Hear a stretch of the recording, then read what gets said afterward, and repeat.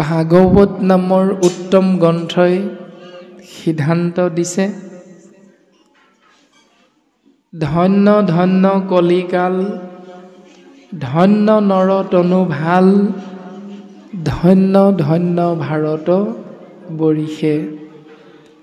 এই তিনি সংযোগ সৰ্বশক্তিমান ঈশ্বৰ কৃষ্ণ প্ৰভু ভগৱন্তৰ কৃপাত আমি লাভ কৰিছোঁ। কিন্তু গুৰুজন বস্তুৱে ক'লে, হে জীৱ, তিনি বস্তুৰ লগত সংযোগ হ'লেই নহ'ব, 4 নম্বৰ ভাগি সংযোগ যদি কৰি ল'ব পাৰা, তেতিয়াহ'লে জীৱন ইহকাল পৰকাল অনন্ত কালৰ বাবে ধন্যবাদৰ পাত্ৰ হ'বা, ঈশ্বৰ পুৰুষৰ পূৰ্ণ কৃপা লাভ কৰিবা।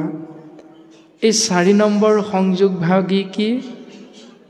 সৰ্বশক্তিমান ঈশ্বৰ পুৰুষৰ নামত আমি জীৱই শৰণ গ্ৰহণ কৰা। কিন্তু সকলোৱে এই ব্যৱস্থাটো আমি আশ্ৰয় কৰিব পাৰিম নে নোৱাৰিম? ইয়াৰ নীতি নিৰ্দেশনা কেনেকুৱা? কেনেকৈ আমি আগবাঢ়িব লাগিব ভগৱন্তৰ কৃপা লাভ কৰিবৰ বাবে? আমি সমস্ত জনাই কম বেছি পৰিমাণে বুজি পাওঁ।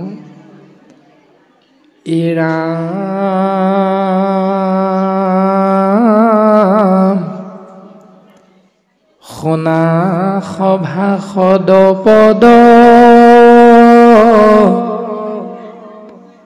মহাভাগৱত, পুৰাণৰ সূৰ্যৱাৰ শুনিও মহত। সেই সভাসদবৰ্গ মহাভাগৱত পুৰাণৰ সূৰ্য শাস্ত্ৰৰ মহত্ব শুনাচোন। ভাগৱতৰ পদেনো কি কৈছে? ৰাম হুয়ায়ে ক শৰণ যিজনে শুনয়াক, পাৱৈ পৰম পদ সুখে নিস্তৰৈ মায়াক। হে জীৱ, এক দেৱ এক হেৱ, একত বিনে নাইকেও, উত্তম শ্ৰেষ্ঠতম সৰ্বশক্তিমান ঈশ্বৰ পুৰুষ কৃষ্ণদেৱৰ নামত যদি শৰণ গ্ৰহণ কৰা, তেতিয়াহ'লে ধ্ৰুৱ সত্য, সেই জীৱ পৰম সুখ লাভ কৰি এই সংসাৰৰ পৰা পৰম গতি লাভ কৰিব পাৰিবা। এই ভাগৱত শাস্ত্ৰ আমি পালোঁ ক'ৰ পৰা? কেনেকৈ লাভ কৰিলোঁ? যদি আমাৰ মনলৈ চিন্তা আহে, তেতিয়াহ'লে সিদ্ধান্ত দিলে, ৰাম বৈকুণ্ঠৰ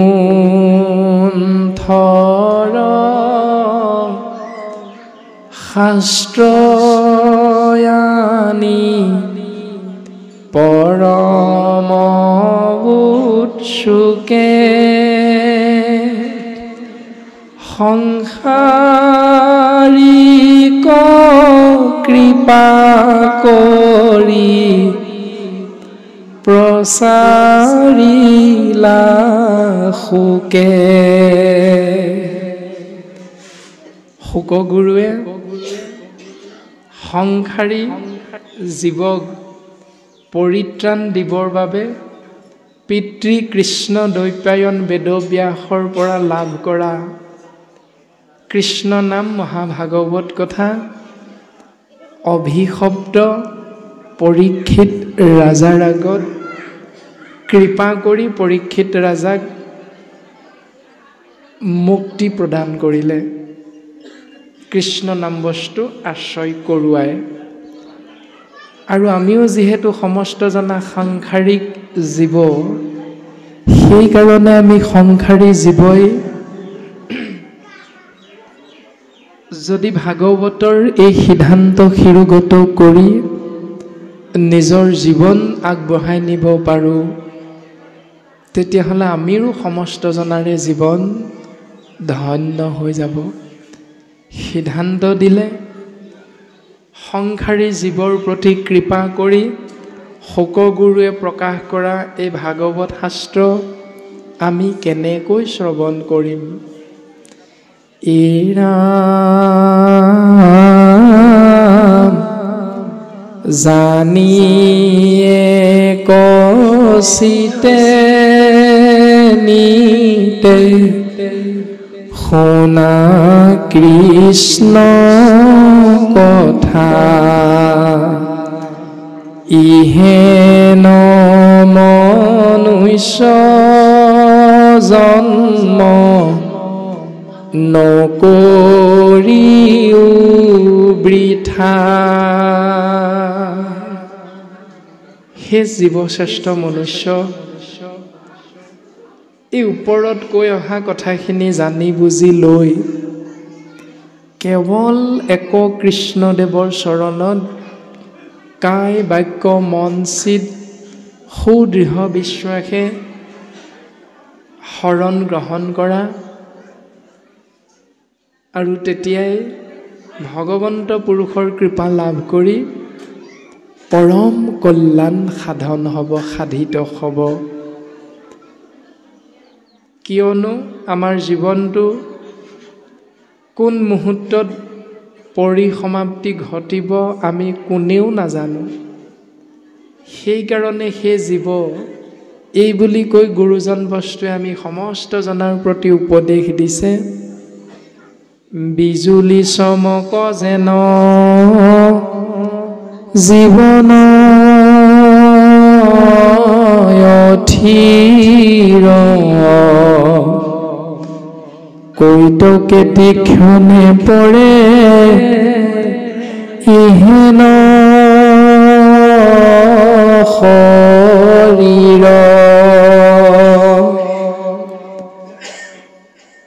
আকাশ মাৰ্গত বিজুলী যেনেকৈ জিলিকনিটো আপুনি আমি এক মুহূৰ্তৰ বাবে চকুৰে দৰ্শন কৰোঁ আৰু মুহূৰ্ততে বিজুলীটো নাইকিয়া হৈ গুচি যায় পোহৰ, ঠিক তেনেকৈ মনুষ্য শৰীৰটোৰ ভিতৰত প্ৰকাশমান হৈ থকা জীৱাত্মাও পৰম আত্মাৰূপী ঈশ্বৰৰ কৃপাৰ বশত কোনদিনা এই শৰীৰটো এৰি গুচি যাব আমি কোনেও বুজি নাপাওঁ। কোনেও আমি কৈ দিব নোৱাৰোঁ যে আমি আজি এই 5 মিনিটমানৰ পাছতেই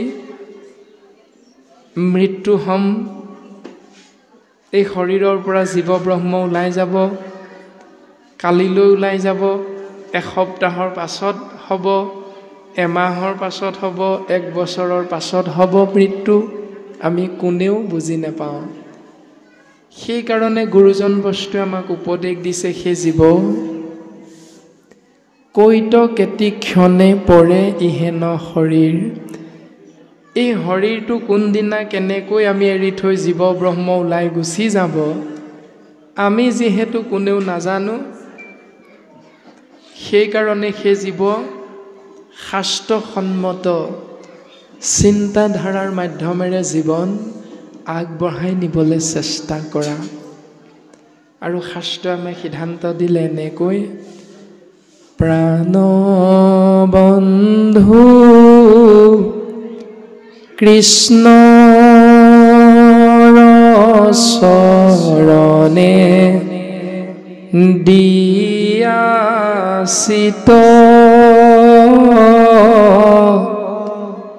কৃষ্ণ গুণ নাম ইহে পৰলোকবিত।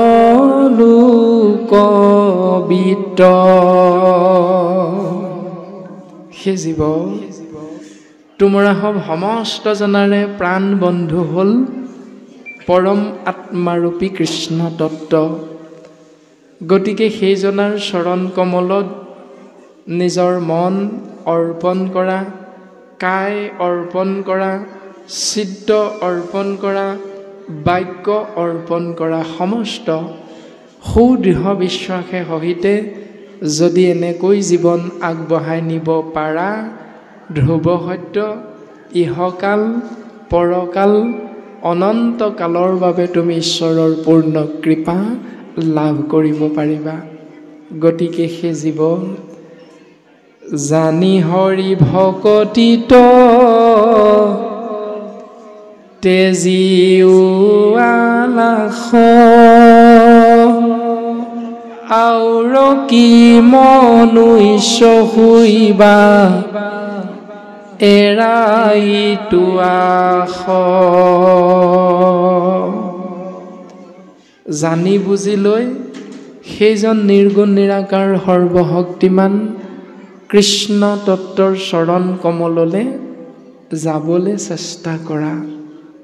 সকলো বাদ দিও, এলাহ ভাগৰ বেমাৰ আজাৰ আদিকে আৰম্ভ কৰি শৰীৰটোৰ ওপৰত আক্ৰমণ কৰি থকা সমস্ত বিষয় বাসনা চিন্তাৰ পৰা মুক্ত, অৰ্থাৎ কৰ্ম বন্ধনৰ পৰা মুক্ত হৈ সেই জীৱ পৰম গতি লাভ কৰিব পাৰিবা। মনত ৰাখিবা, দ্বিতীয়বাৰৰ কাৰণে মনুষ্য জন্মটো পাম নে নেপাম তাৰ কোনো গেৰাণ্টি নাই। সেইকাৰণে এই মনুষ্য শৰীৰটো যেতিয়া ভগৱন্ত পুৰুষৰ কৃপাৰ বশত আমি জীৱাত্মাই লাভ কৰিছোঁ, গতিকে আমাক শাস্ত্ৰসন্মত গুৰুজনাৰ উপদেশ মৰ্মে আমি সমস্ত জনাই এক কৃষ্ণ দেৱ কৰিও ক সেৱ ধৰিও তাহান নাম কৃষ্ণ দাস হুয়া প্ৰসাদ ভঞ্জিয়া হস্তে কৰা তান কাম। কেৱল সাত্বিক ভাৱাপন্ন হৈ গলত তুমি ৰাম নাম, কৃষ্ণ নাম, হৰি নাম, বিষ্ণু নাম আশ্ৰয় কৰি থাকা। ৰাম কৃষ্ণ নাম অভেদ কবচ যদি সদায় তুমি আশ্ৰয় কৰিব পাৰা, সত ৰজ তম তিনি গুণ আধিদৈৱিক আধিভৌতিক আধ্যাত্মিক এই তিনিটা এই সমস্তৰ পৰা তুমি মুক্ত হৈ থাকিব পাৰিবা। সুন্দৰভাৱে সিদ্ধান্ত দিলে এনেকৈ। আৰু আমিও সমস্ত জনাৰে চৰণ কমলত এনেধৰণে সৰ্বপ্ৰথম মংগলাচৰণৰ বিষয়বস্তু নিবেদন কৰা হৈছে যে মংগল যোগ আচৰণ সমান মংগলাচৰণ। মহাভাগৱত শাস্ত্ৰই মংগলাচৰণৰ যোগেদি আমি সমস্ত জনাকে উপদেশ প্ৰদান কৰিছে। সেই জীৱ মংগল যদি বিচাৰা যোগ কৰিব লাগিব, আচৰণটো যেনেকৈ শাস্ত্ৰৰ পদে ছবি চন্দ, দুলৰি চন্দ, লেচাৰী চন্দ আদিয়ে আমাক বাৰে বাৰে উপদেশ প্ৰদান কৰিছে। তেতিয়াহে সেই জীৱ মংগল বিচাৰিলে সমস্ত জীৱৰ মংগল সাধন হ'ব।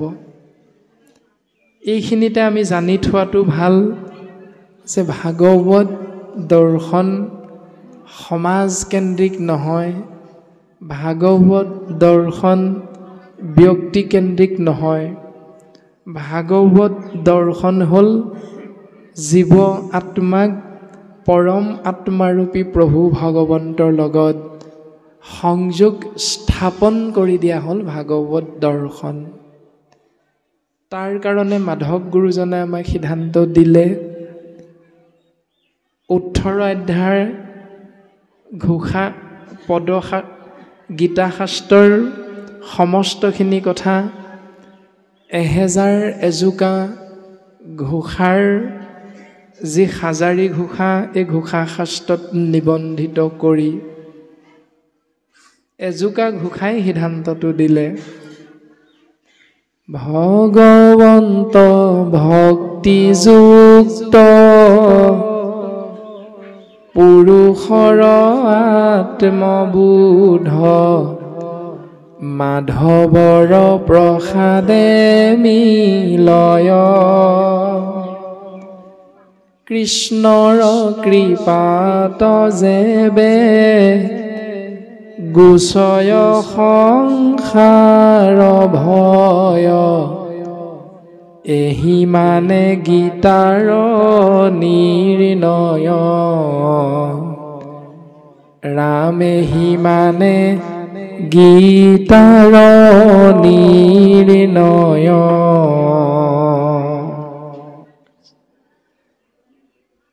গীতা শাস্ত্ৰই কৈছে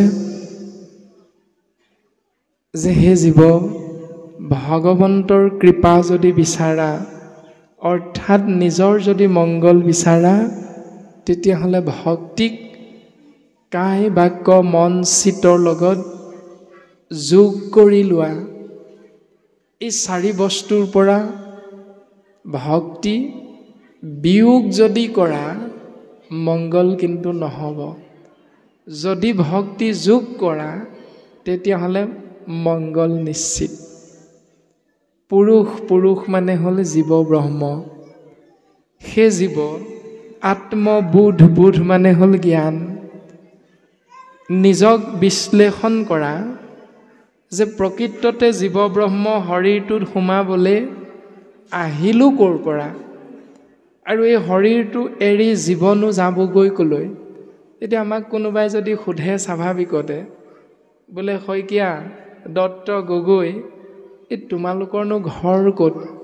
তেতিয়া আমি প্ৰত্যেকেই নিজৰ নিজৰ বাঁহ বেতেৰে, টকৌপাত খেৰেৰে, টিনপাত চট দি হ'লেও যিখন ঘৰ বনালোঁ, সেই ঘৰখন যি স্থানত অৱস্থিত, যিখন গাঁৱত অৱস্থিত, যি অঞ্চলত অৱস্থিত, যিখন জিলাত অৱস্থিত, যিখন ৰাজ্যত অৱস্থিত, সেই ৰাজ্যখন যিখন দেশত অন্তৰ্ভুক্ত, সেই দেশখন যিখন পৃথিৱীত অন্তৰ্ভুক্ত, সেই পৃথিৱীখন ক'ত অন্তৰ্ভুক্ত, প্ৰত্যেকটো কথাৰে আঁত বিচাৰি বিচাৰি গৈ আমি মনুষ্য নামৰ জীৱই কৈ দিম যে আমাৰ ঘৰটো শিৱসাগৰ খনামুখ, আমাৰ ঘৰটো লখিমপুৰ চৰাইমৰীয়া, আমাৰ ঘৰটো গহপুৰ জিলা, আমাৰ ঘৰটো তেজপুৰ, আমাৰ ঘৰটো গুৱাহাটীত। প্ৰত্যেকে আমি এনেধৰণে এটা উত্তৰ দিম। কিন্তু আজিৰ এই পবিত্ৰ পুণ্য ধাম নামগৃহত আহি উপবিষ্ট হ'লোঁ, কিন্তু ইয়ালৈ আহি আমি উপবিষ্ট হৈ আসনাধিষ্ঠ হৈ ইয়াৰ পৰা ঘূৰি যাম ক'লৈ? প্ৰত্যেকে উত্তৰ দিম, য'ত ঘৰখন বনাই ল'লোঁ তালৈ আমি উভতি যাম বুলি প্ৰত্যেকেই ক'ম। যদি ইয়াত কৃষ্ণ কথা শুনি থাকোঁতে থাকোঁতে ঘৰখন ক'ত আছিল পাহৰি থাকোঁ, ৰাতি যদি আন্ধাৰে মুন্ধাৰে গৈ বেলেগ এঘৰ মানুহৰ ঘৰত সোমাই দিওঁ, তেতিয়া চোৰ ডকাইত বুলি আপোনাক মোক কিন্তু সোধাই নেৰে। এই কথাটো আমি বিশ্লেষণ কৰিলে উত্তৰটো পাম যে প্ৰকৃততে জীৱ ব্ৰহ্ম আমি আহিলোঁ ক'ৰ পৰা, আৰু আমি উভতি যাবগৈ লাগিব প্ৰকৃততে ক'লৈ। এই আত্মবিশ্লেষণ কৰি শাস্ত্ৰৰ মাধ্যমেৰে জীৱন অতিবাহিত কৰিব পাৰিলে সেই নিৰ্দিষ্ট স্থানলৈ আমি পুনশ্চ উভতি যাব পাৰিম বুলি শাস্ত্ৰই সুন্দৰভাৱে আমাক উপদেশ প্ৰদান কৰিছে। এয়াই হ'ল মংগলাচৰণ, মংগল যোগ আচৰণ। সেই জীৱ মংগল বিচাৰিছা, আচৰণটো নিজৰ লগত শাস্ত্ৰসন্মতে তুমি যোগ কৰি লোৱা। যদি সদায় বিয়োগ কৰি থাকা শাস্ত্ৰৰ নীতি নিৰ্দেশনৰ পৰা নিজৰ জীৱনটো, তেতিয়াহ'লে কোনোদিন মংগল নহ'ব। এইটোৱে হ'ল আত্মবিশ্লেষণ ভাগৱত দৰ্শন। আমাৰ উপাধি কি? আমাৰ সমাজখনৰ নামটো কি? আমাৰ শিক্ষাগত অৰ্হতা কিমান? সমাজ ব্যৱস্থাত আমাৰ পদবীটোৰ নাম কি? সাতোলা, বুজনদাৰ, সত্ৰাধিকাৰ, ভাগৱত আচাৰ্য, নামাচাৰ্য, প্ৰাথমিকৰ সভাপতি সম্পাদক এই পদবীবিলাকক চাই চাই ভগৱন্তই বৈকুণ্ঠলৈ নিম বুলি কাকো নাই কোৱা। সেইটোৱে হ'ল মংগল বিচাৰি আচৰণটো কৰিবৰ বাবে শাস্ত্ৰৰ নিৰ্দেশ, যে জীৱ উপাধি শৰীৰটোত সোমোৱাৰ পাছত কি লৈছা দৰকাৰ নাই, তোমাৰ বয়স কিমান দৰকাৰ নাই, কিন্তু এটাই সিদ্ধান্ত, শাস্ত্ৰই দিয়া নীতি নিৰ্দেশ পালন কৰিছা নাই, এইটোৰ ওপৰত নিৰ্ভৰ কৰি মংগল হ'ব বুলি শাস্ত্ৰই সিদ্ধান্ত দিছে। কৃষ্ণ মানে হ'ল পৰমাত্মা, ঈশতত্ব, উদ্ধৱ হ'ল জীৱাত্মাৰ প্ৰতীক, মহাভক্ত। ভক্তৰূপী উদ্ধৱ জীৱাত্মা আৰু কৃষ্ণ ঈশতত্ব পৰমাত্মাৰ লগত যি কথোপকথন হৈছে তাকে সংবাদস্বৰূপে গুৰুজনাই আমাক দৰ্শন কৰাইছে। আমি সকলোৱে কম বেছি পৰিমাণে বুজি পাওঁ যে সত্য, ত্ৰেতা, দ্বাপৰ, কলি এই চাৰিও যুগৰ ভিতৰত ভগৱন্ত পুৰুষে 64 কলাযুক্ত হৈ পূৰ্ণ ব্ৰহ্মৰূপে দ্বাপৰ যুগত দৈৱকী নন্দন শ্ৰীকৃষ্ণ হিচাপে অৱতৰণ হৈছে জীৱৰ কল্যাণৰ অৰ্থে। আৰু তেওঁ নিজ মুখে অৰ্জুনৰ আগত কৈছে, য়দা য়দা হি ধৰ্মস্য গ্লানিৰ্ভৱতি ভাৰত অভ্যুত্থানম ধৰ্মস্য তদাত্মানম সৃজাম্যহম পৰিত্ৰাণায় সাধূনাম বিনাশায় চ দুষ্কৃতাম ধৰ্ম সংস্থাপনাৰ্থায়ৰ সম্ভৱামি যুগে যুগে। সখা, মই ধৰাধামত অৱতৰণ হওঁ দুষ্টক দমন, সন্তক পালনৰ হেতু, দুষ্কৃতি বিনাশ, সংস্কৃতি ৰক্ষাৰ হেতু, অধৰ্মক বিনাশ, ধৰ্মক পুনৰ প্ৰতিষ্ঠাৰ হেতু মই যুগে যুগে মানে সময়ে সময়ে ধৰাধামত অৱতৰণ হওঁ। আৰু এনেধৰণে দ্বাপৰ যুগত দৈৱকী নন্দন শ্ৰীকৃষ্ণ হিচাপে অৱতৰণ হৈ প্ৰায় 125 বছৰ কাল ধৰাধামত থাকিল। আৰু বিখ্যাত ভাৰত যুদ্ধ অৱসান ঘটাই দ্বাৰকাৰ অভিমুখে যাত্ৰা কৰোঁতেই 100 পুত্ৰ কৌৰৱৰ মাতৃ গান্ধাৰীয়ে কৃষ্ণক অভিশাপ প্ৰদান কৰিছে যে যি ধৰণে মোৰ বংশ কৌৰৱ তুমি ছল কৰি লীলা কৰি ধ্বংস কৰিলা, হে কৃষ্ণ তোমাৰো যদুবংশ এদিন তেনেকৈ ধ্বংস হ'ব। ভগৱন্ত পুৰুষে তাকেই আশীৰ্বাদ হিচাপে শিৰোগত কৰি দ্বাৰকাত আহি উপস্থিত হ'ল। আৰু দ্বাৰকাত আহি চিন্তা কৰিছে মাতৃ গান্ধাৰীৰ সেই অভিশাপক কেনেকৈ সত্যলৈ পৰিণত কৰিব পাৰি। তাকেই চিন্তা কৰি নিজৰ ধৰ্মপত্নী মহাভক্ত জাম্বৱন্তৰ কন্যা জাম্বৱতী, নিজৰ ধৰ্মপত্নী জাম্বৱতীৰ পুত্ৰ শাম্বকুমাৰ আৰু কেইজনমান লগৰীয়াৰ সহিতে লীলা কৰি ভগৱন্ত পুৰুষে দ্বাৰকাৰ কাষতে থকা পিণ্ডাৰক নামৰ তীৰ্থক্ষেত্ৰত নি প্ৰৱেশ কৰোৱাইছে। এইটো ঈশ্বৰৰ লীলা। আৰু ত্ৰিকালদৰ্শী ঋষিমুনিসকলক যদুবংশৰ সন্তানসকলৰ জৰিয়তে ইটিকিং উপলুঙা ককৰ্থনা কৰোৱাইছে যে শাম্বকুমাৰক 10 মাহ পূৰ্ণ এগৰাকী গৰ্ভাৱতী মাতৃৰ নিচিনাকৈ পেট উফুন্দাই ঋষিমুনিসকলৰ আগত নি থিয় কৰাইছে। এয়া ঈশ্বৰ পুৰুষৰ লীলা যে ক'ব লাগে এই কন্যাগৰাকীৰ গৰ্ভত ল'ৰা সন্তান হ'বনে কন্যা সন্তান হ'ব। ঋষিমুনিসকলে ধ্যান যোগে বুজি পাই অভিশাপ প্ৰদান কৰিলে, যি ব্যৱস্থা কৃষ্ণৰ পুত্ৰ হৈ তোমালোকে আশ্ৰয় কৰিলা সেই ব্যৱস্থাতেই তোমালোকৰ যদুবংশ ধ্বংস হ'ব। আৰু এনেধৰণে যদুবংশ ধ্বংস কৰি ভগৱন্ত পুৰুষেও পূৰ্বতে দেৱতাসকলক দিয়া সিদ্ধান্ত মৰ্মে শ্ৰীৰামচন্দ্ৰ ৰূপে দ্বাপৰ যুগত দশৰথী ৰাম ৰূপে অৱতৰণ হৈ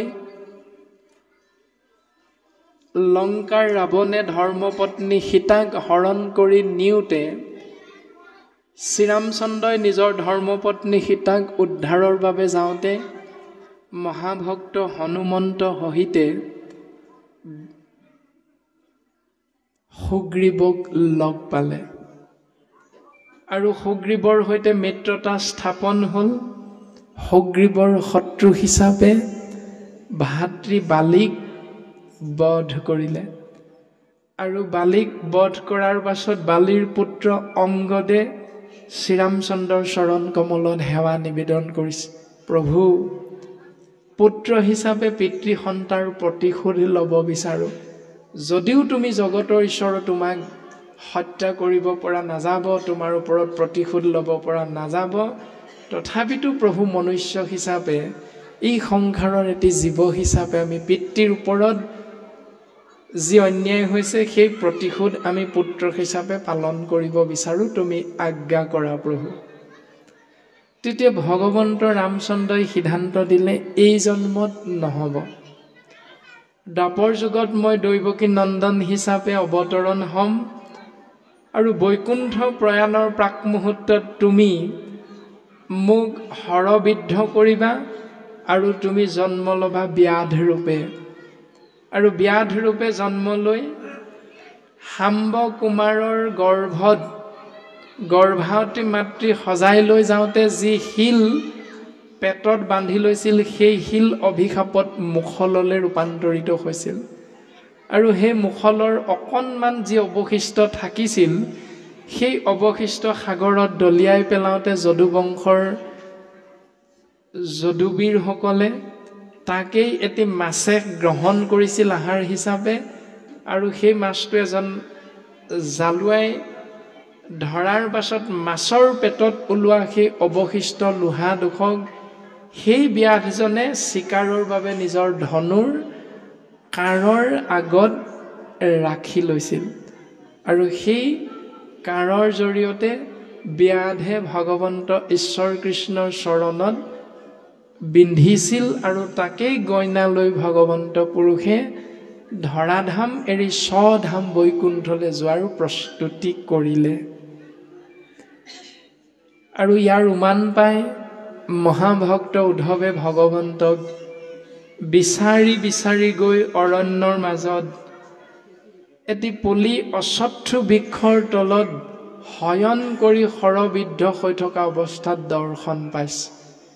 আৰু দৰ্শন পাই মহাভক্ত উদ্ধৱে ভগৱন্তৰ চৰণত সেৱা নিবেদন কৰিছে যে প্ৰভু, তুমি মোক কৃপা কৰা। আৰু এইখিনি কথাকে বৰ্তমান পদে কৈছে, ৰাম নিগদতি শোক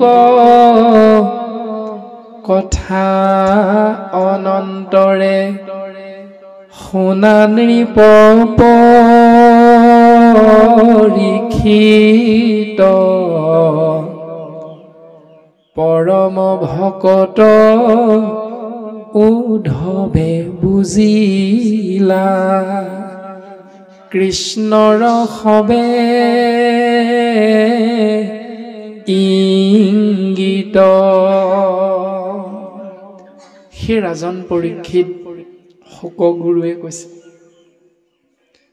তুমি কথাখিনি শুনাচোন যে পৰম ভকত উদ্ধৱে ভগৱন্ত পুৰুষ ঈশ্বৰ কৃষ্ণদেৱৰ কাৰ্যকলাপ দেখি বুজিব পাৰিলে যে তেৰা আৰু এই ধৰাধামত হয়তো বেছি সময় নাথাকিব, তেৰা এই ধৰাধাম এৰিব।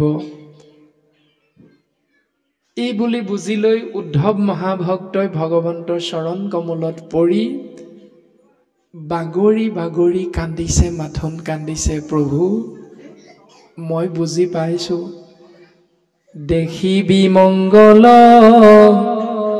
আকলিলা মনে মাধৱৰ ভক্তি কাজ কুল সংহৰি বা বৈকুণ্ঠে চলিবা এৰিয়া দ্বাৰকা ৰাজ। তুমি দ্বাৰকা ৰাজসিংহাসন ত্যাগ কৰি তুমি নিজৰ বংশ সংহাৰ কৰিলা। তুমি যে বৈকুণ্ঠলৈ যাবাগৈ মই বুজি পাইছোঁ প্ৰভু, কিন্তু হা কৃষ্ণ স্বামী বুলন্তে লুটক নয়নৰ পৰা পৰে শৰীৰত শোকে অগনি উধাই মনে মহামৰ্ম সৰে তেজিয়া নিশ্বাস চাপিলন্ত পাশ সন্তাপে আকুল ভাব বিৰল থানত পৰিপ্ৰণামিলা শিৰে পৰহিয়া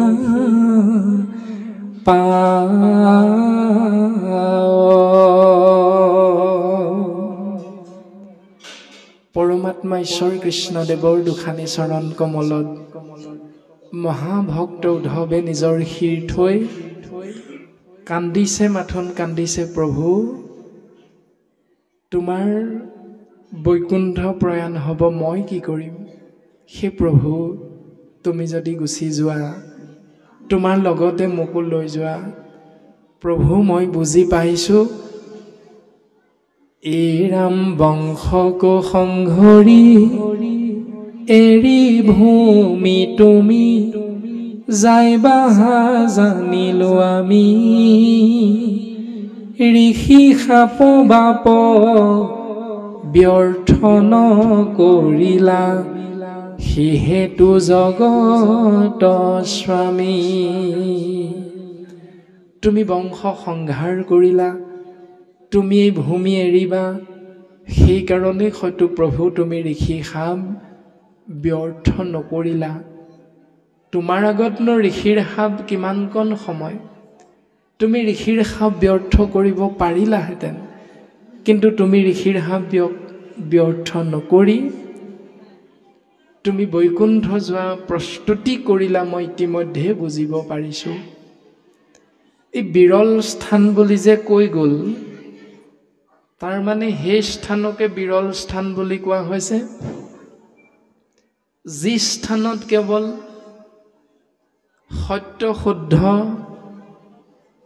সনাতন নাম বস্তু জীৱাত্মা আৰু পৰমাত্মাৰ মাজত আশ্ৰয় কৰা যায়, সেই স্থানক শাস্ত্ৰই বিৰল স্থান বুলি কৈছে। যি স্থানত পৰমাত্মাৰূপী সত্য বস্তু কৃষ্ণ তত্ত্ব প্ৰকাশমান হৈ আছে, আৰু যি স্থানত কেৱল মহাভক্ত উদ্ধৱ প্ৰকাশমান হৈ আছে, সেই স্থান ইমানেই নিৰ্জন, ইমানেই সুন্দৰ, সেই স্থানক শাস্ত্ৰই গুৰুজনাই প্ৰকাশ কৰিছে বিৰল স্থানৰূপে। আৰু আমিও যেতিয়া সমস্তজনাই ভগৱন্তৰ নাম বস্তু আশ্ৰয় কৰিম, তেনেকৈ আমি গুৰু সেৱা কৰিবলৈ যাওঁতে সেই স্থানভাগিত আমি নিজক তেনেকৈ উপস্থাপন কৰিবলৈ চেষ্টা কৰাটো অতীৱ প্ৰয়োজন। এয়া শাস্ত্ৰই আমাক নিৰ্দেশ দিছে, উপদেশ দিছে। আজিও আমি সমস্তজনাই পবিত্ৰ পুণ্যধাম বৈকুণ্ঠই গুৰুগৃহত উপস্থিত হৈছোঁ। উপস্থিত হোৱাৰ লগে লগে শাস্ত্ৰৰ এই নিৰ্দেশনা আমি মানিছোঁ নে নাই মনা? এতিয়া মাধৱ গুৰুজনাই ক'লে, হৰি কীৰ্তনৰ সময় বেলাত থাকে আন কথা পাতি অন্তকালে নিয়া যমদূতে তাংক কৰে উগ্ৰ শাস্তি।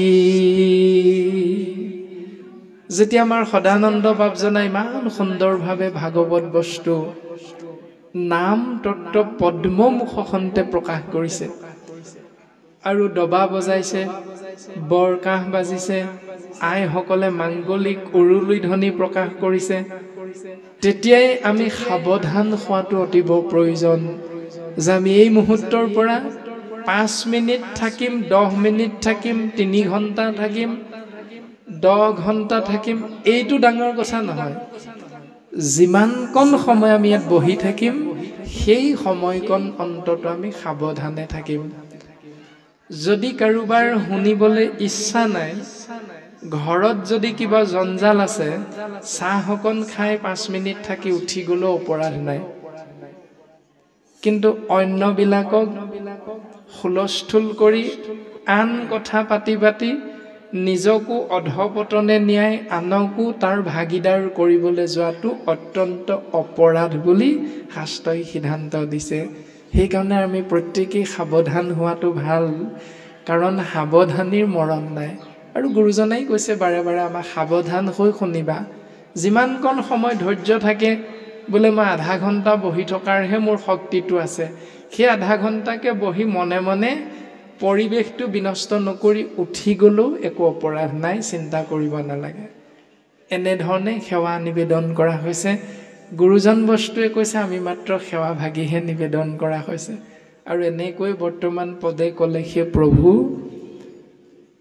তুমি এৰিলাতৰ 4 প্ৰাণ প্ৰভু অৱশ্যেকে যাইব মৰি, তুমিয়ে গুচি যাবাগৈ, মই এই সংসাৰত থাকি কি কৰিম, তুমি যদি যোৱা প্ৰভু তোমাৰ লগতে মোকো লৈ যোৱাচোন। এই বুলি মহাভক্তে বাৰে বাৰে কৃষ্ণদেৱৰ চৰণ কমলত সেৱা নিবেদন কৰিছে। আৰু বৰ্তমান পদচন্দ্ৰই এনেকৈ ক'লে,